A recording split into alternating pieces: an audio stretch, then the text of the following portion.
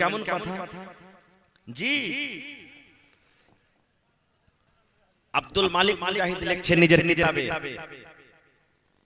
আব্দুল মালিক মুজাহিদ লিখছেন একটা ইয়াতিম বাচ্চা ছিল, ভালো করে শুনবেন ঘটনাটা।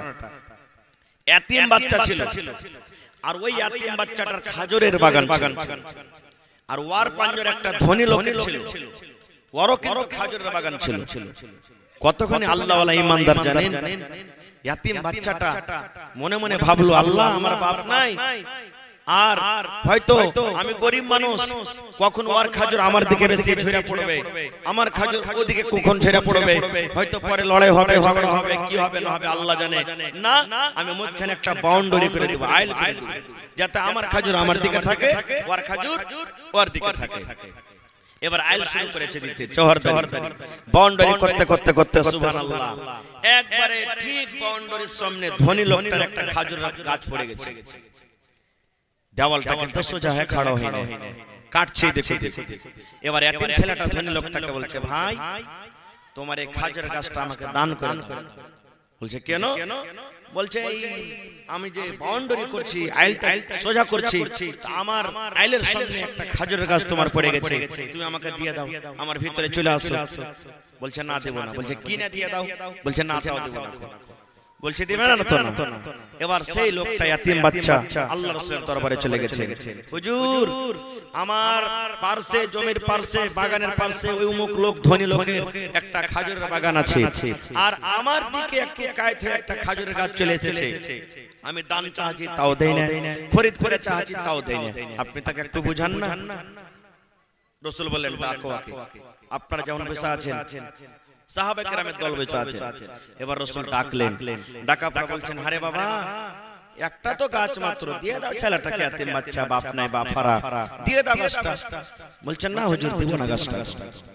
রাসূল আবার বলছেন যে কিনা দিয়ে দাও। বলছেন না দেব না। সুবহানাল্লাহ। এবার রাসূল সে তাকে অফার কি দিয়েছেন জানেন? রে আল্লাহর বান্দা, যদি তুমি ইয়াতিম বাচ্চাটাকে এই গাছটা দান করে দাও, আমি নবী গ্যারান্টার হয়ে গেলাম, জামিন হয়ে গেলাম, যেদিন কিয়ামত কায়েম হবে হাসরের ময়দানে এই গাছের বদলাতে আল্লাহর কাছে দোয়া করে, আল্লাহ রাব্বুল আলামিনের কাছে সুপারিশ করে তোমাকে জান্নাতের ভিতরে একটা গাছ দিয়ে দেব। দিয়ে দাও গাছটা ইয়াতিম বাচ্চাকে।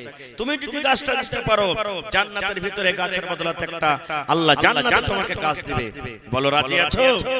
বলছেন না দেব না। ওরে সুবহানাল্লাহ, আপনারা যেমন বসে বসে জালসা শুনছেন, সাহাবায়ে কেরাম বসেছিলেন। ওই সাহাবীদের মধ্যে একজন সাহাবী যার নাম হলো আবু দাহদা রাদিয়াল্লাহু তাআলা আনহু। আবু দাহদা রাদিয়াল্লাহু তাআলা আনহু সাহাবী বসেছিলেন। যখন নবী বললেন, এই আল্লাহর বান্দা, আমি নবী জামিন হয়ে গেলাম, আমি নবী গ্যারান্টার হয়ে গেলাম, এই তুমি কাজটা দিয়ে দাও, আর তার বদলাতে আল্লাহ রাব্বুল আলামিন জান্নাতের ভিতরে তোমাকে একটা গাছ দান করবেন। যখন ওই ধনী লোকটা ইনকার করে দিল, ওই সাহাবীর রুয়া খাড়া হয়ে গেল, গতর খানটা সেরে গেল। আরে কোন খেপালো, ইয়ার মতো মোটা হইছে, মোটা পাগল দুনিয়া তার কেহ নাই। সামান্য একটা গাছের বদলাতে নবী এলান করে দিলেন, তুমি দুনিয়াতে ইয়াতিম বাচ্চাকে যদি গাছটা দিয়ে দাও, আল্লাহ রাব্বুল আলামিন তার বদলাতে জান্নাতে তোমাকে একটা গাছ দিয়ে দিবেন। ইনকার যখন করে দিলেন, আবু দাহদা সাহাবী আয়েশা রাসূলকে বলছেন, হুজুর একটা কথা বলবো। রাসূল বলছেন কি কথা? বলছেন আল্লাহ রাসূল গো, এই লোকটাকে আপনি অফার দিয়ে দিলেন, যদি তুমি এই ইয়াতিম বাচ্চাকে গাছটা দিয়ে দাও, এই গাছের বদলাতে আল্লাহ রাব্বুল আলামিন তোমাকে কিয়ামতের দিন জান্নাতে একটা গাছ দিবে। কিন্তু লোকটা ইনকার করেছে, লোকটা গাছ দিতে চায় না।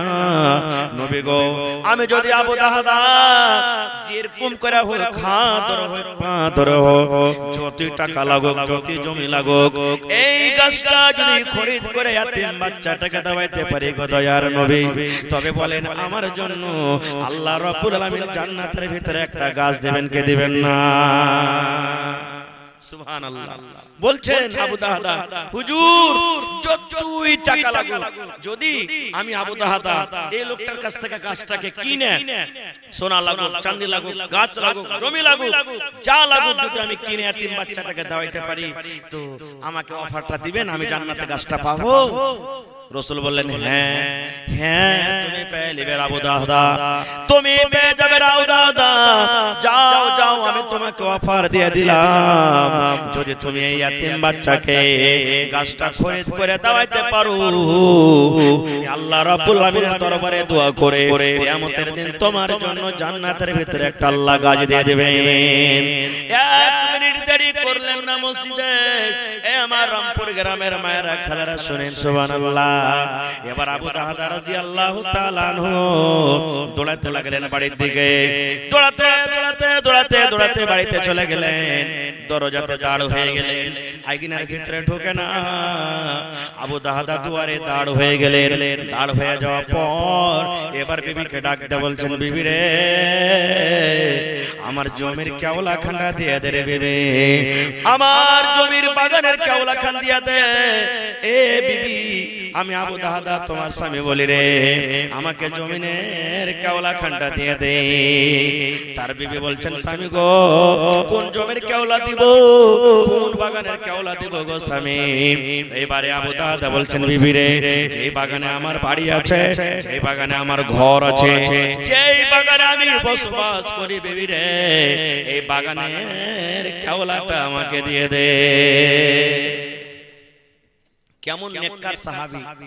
বিবিকে বলছেন, বিবি কেওলা খান্ডা দিয়ে তাড়াতাড়ি করে। ওর স্ত্রী দিয়ে দিলেন।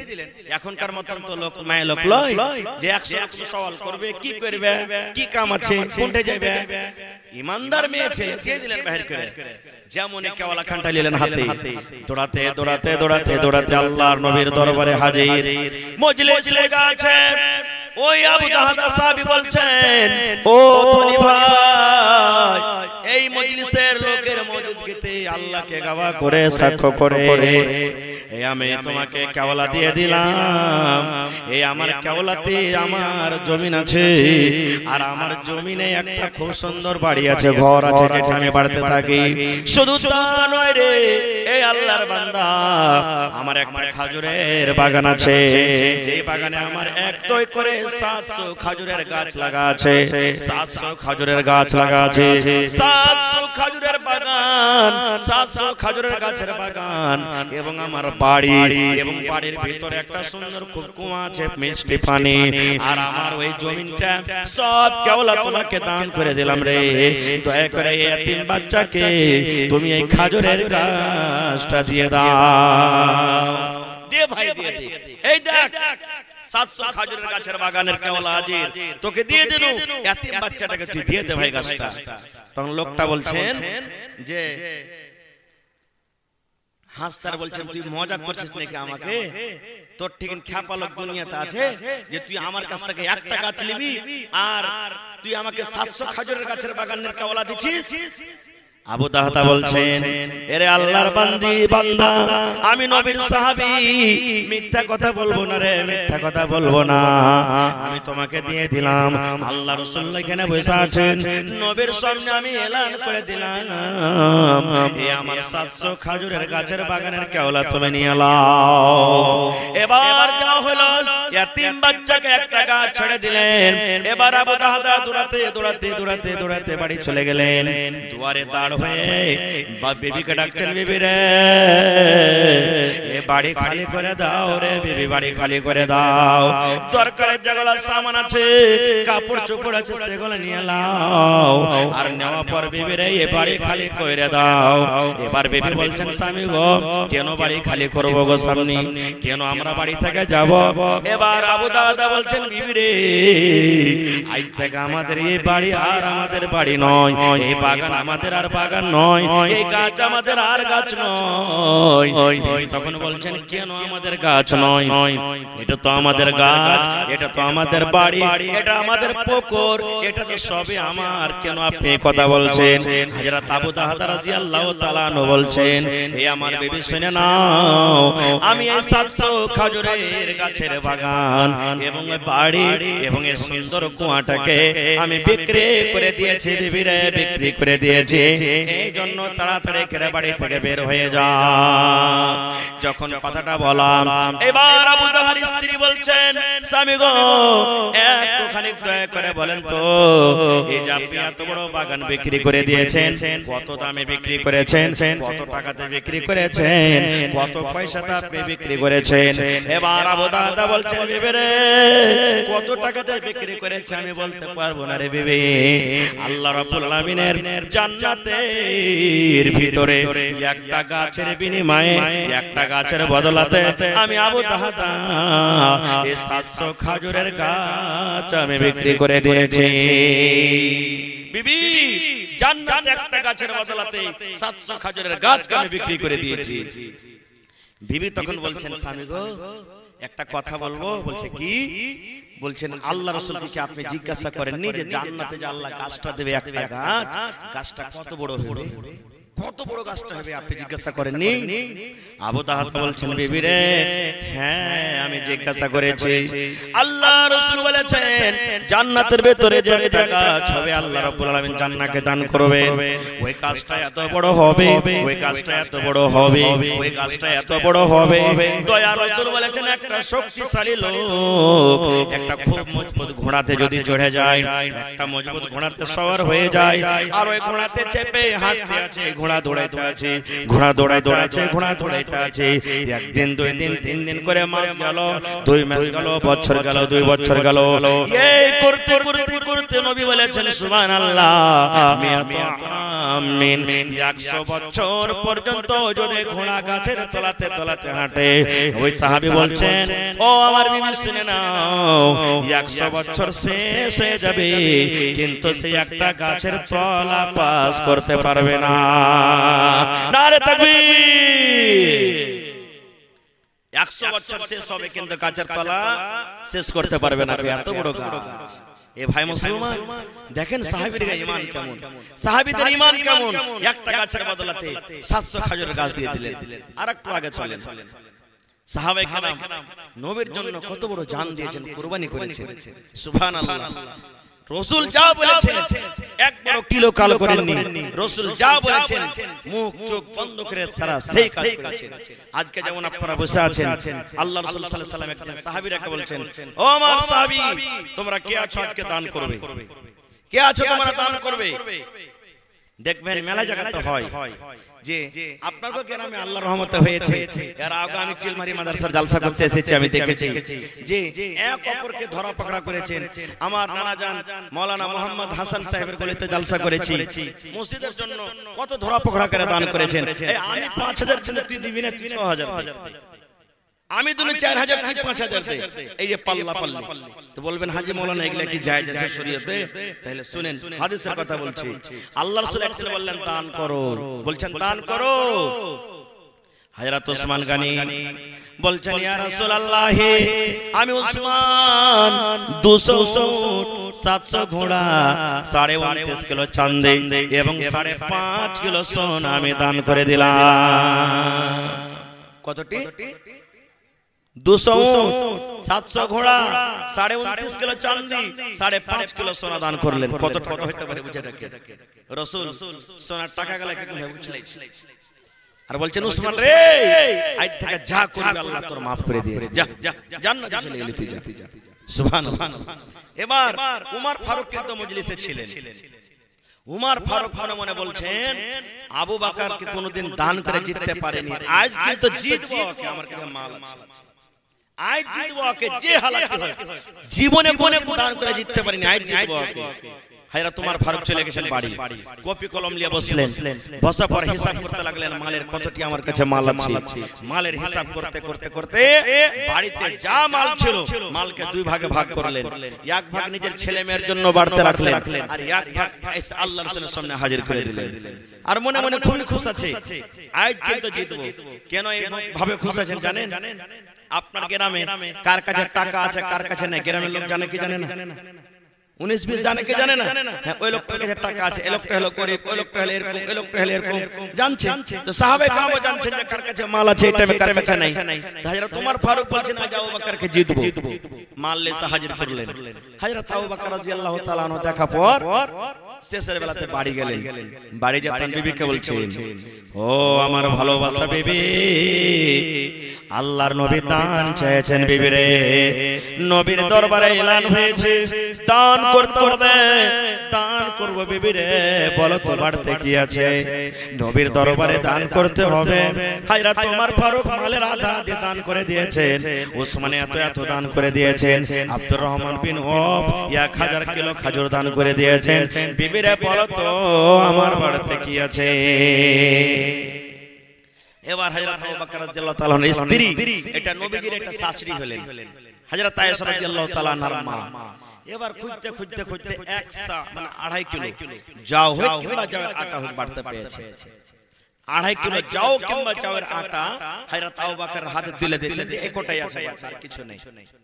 হযরত আবু বকর রাদিয়াল্লাহু তাআলা তখন বলছেন যে আল্লাহ, এত মোটা মোটা করে সবাই দান করলে, আর আমি একটা সাহাবীর মধ্যে এত বড় সাহাবী, আর একটা কিভাবে নিয়ে যাব লজ্জাতে, না কেউ দেখতে না পায়, তখন বুকে করে এরকম ভাবে দান কটাকে দেবে নিলেন, আর উপর থেকে একটা কম্বল কিংবা চাদরকে গায়ে দিয়ে ঢেকে নিলেন যাতে দেখতে না পায়, লক করে যাবা ঢেইতে ঢেল দিলেন। ওইটাই করলেন।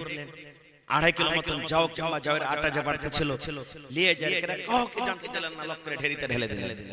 মানুষ একটা বুড়া পুরনা যারা আছে একটা ফষ্টি করেছে যে যেখানে বাঘ ভাল্লুকের ডর হবে, জঙ্গল হবে, যে রাত না লাগুক বা তাড়াতাড়ি এখান থেকে পালাবো, ওইখানে হয়ে রাত লাগবে না তো গাড়ি খারাপ হবে নাকি। তো হযরত আবু বকর রাদিয়াল্লাহু তাআলা ঢেলে দিলেন। এবার সাহাবে কেরাম বসে আছেন, ঢেরি জমা হয়ে গেল একবারে। এবার রাসূল হাজির শুরু করে দিলেন, কে কি দান করেছে। আল্লাহ রাসূল সাল্লাল্লাহু আলাইহি ওয়াসাল্লাম ওসমানকে বলছেন, ও ওসমান তুমি কি দিয়েছো রে বাবা? হযরত ওসমান বললেন, ইয়া রাসূলুল্লাহ, আমি ওসমান 200 উট, 700 ঘোড়া, 29.5 কিলো চাঁদি, 5.5 কিলো সোনা দান করে দিলাম। এবার রাসূল আব্দুর রহমানকে বলছেন, ও আব্দুর রহমান বিন আওফ তুমি কি দিয়েছো? আব্দুর রহমান বিন আওফ বলছেন, ইয়া রাসূলুল্লাহ, আমি 1000 কিলো দান করলাম খেজুর। এবার রাসূল ওমরকে বলছেন, ওমর তুমি কি দিয়েছো বাবা? ওমর কিন্তু এখনো মনে মনে বলছেন, আজ কিন্তু আবু বকরকে দান করে আমি জিতবো। হযরত ওমর ফারুক তখন বলছেন, ইয়া রাসূলুল্লাহ, আমি মালকে 2 ভাগ করেছি, আর 1 ভাগ আমি বাড়িতে রেখেছি, আর 1 ভাগ আপনার সামনে আমি হাজির করে দিয়েছি।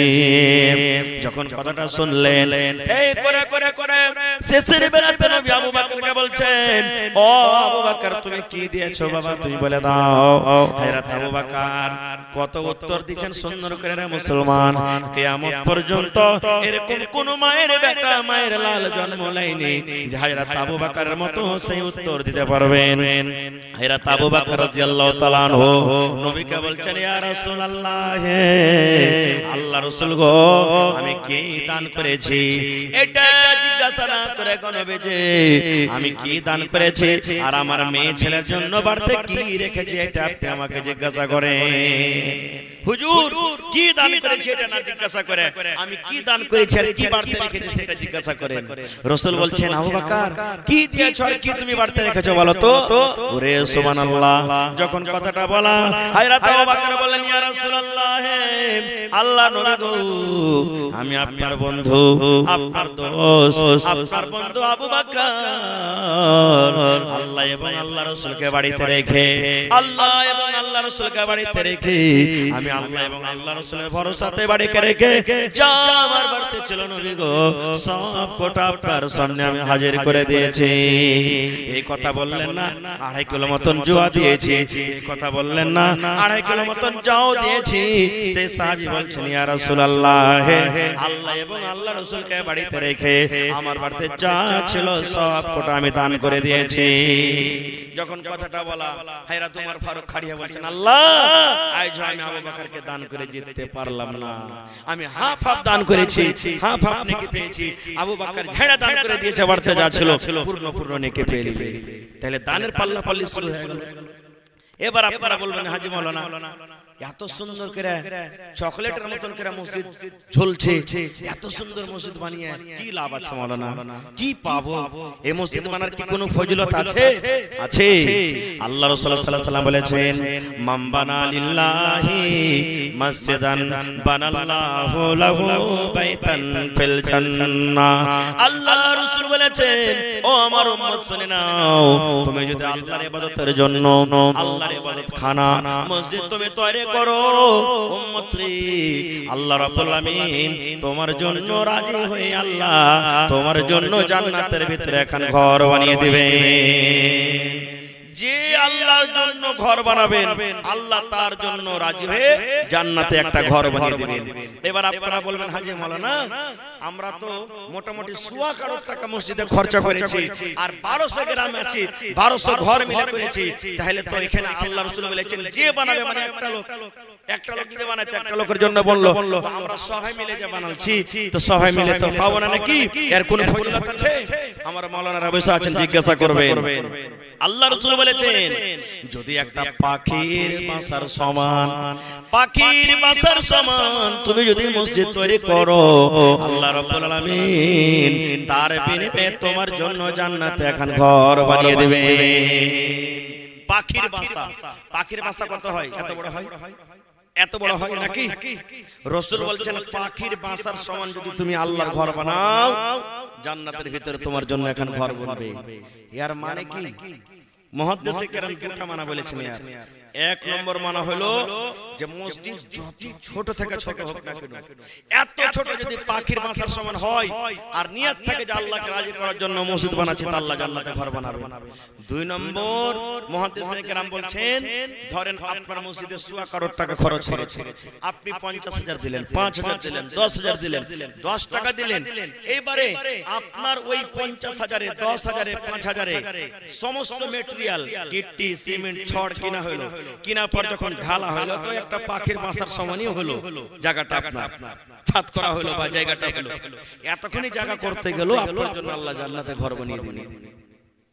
এবার এই কথাটা বিশ্বাস হচ্ছে না, হয় না? যে দুনিয়াতে ঘর বানাবো আর আল্লাহ জান্নাতে কেমন করে ঘর বানাবে, এটা বিশ্বাস হচ্ছে না, হয় না? হানা করে না ভাই? হচ্ছে? আচ্ছা এখানে তো হাজী সাহেব আছেন আলহামদুলিল্লাহ মেলায়, এটা হাজী সাহেব নাকি? আল্লাহর রহমতে হজ করেছেন।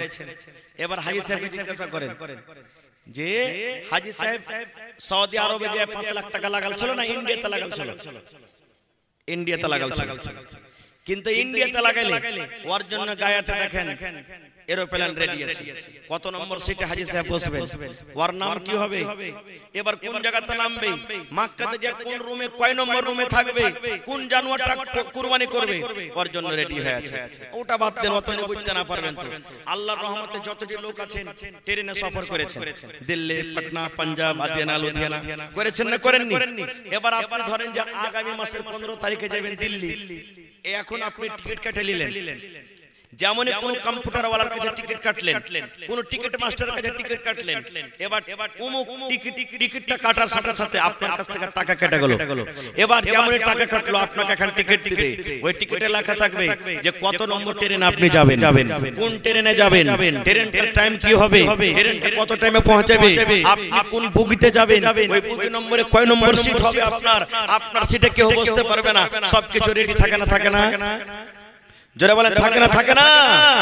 রে মুসলমান, যদি আল্লাহ তাবারাক ওয়া তাআলা এরকম ভাবে যদি মানুষকে জ্ঞান বুদ্ধি দিয়েছে, যদি মানুষ এখান থেকে দিল্লিতে ফ্লাইট কিনতে পারে, এখান থেকে সৌদি আরবে ফ্লাইট কিনতে পারে, আরে সৌদি আরব দিল্লি তো দূরের কথা, আপনারা জানছেন যে আমাদের ভারতবর্ষের মানুষ বা দুনিয়ার মানুষ চাঁদের উপরে তো জমিন কিনেছে, জমিন কিনা বিক্রি হয়েছে, হয়েছে না হয় না?